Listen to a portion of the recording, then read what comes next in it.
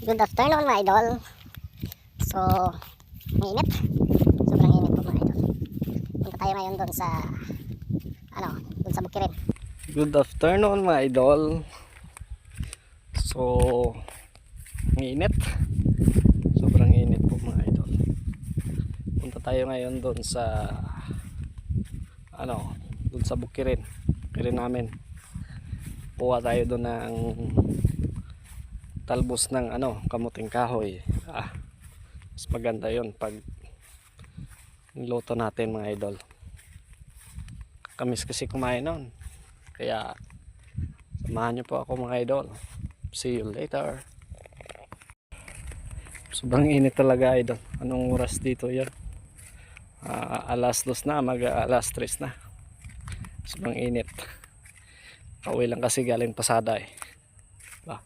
Ito yung palayan namin mga idol. Ayan. Ito yan. Isang bant lang yan. Dala ako mga idol ng pangtabas. Tabas ng damo.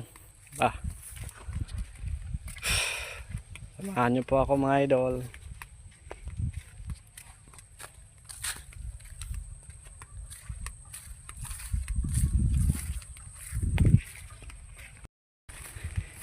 Ito yung palayan namin Ito yung daan punta sa Bukirin mga idol.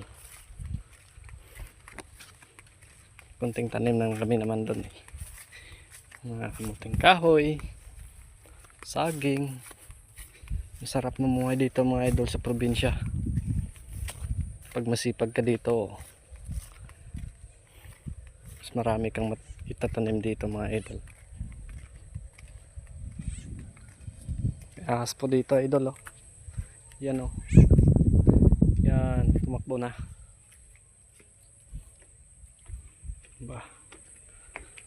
So hindi pa po pag-subscribe dyan mga idol sa ating YouTube channel, paki-subscribe naman po. At huwag natin kalimutan mag-like tsaka mag-share mga idol.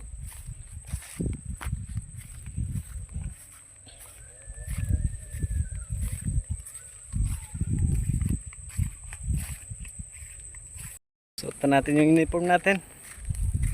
Uniform natin ng mga idol. Membro kasi tayo ng motorcycle club kaya tayo uniform. Sarap mag idol Sarap tumulong sa kapwa natin mahirap, diba? Yun nga yung tinatawag namin dito na piso mo dugtong ng buhay ng isang tao mga idol. So nakakaano talaga yun, kataba ng puso kapag katulong ka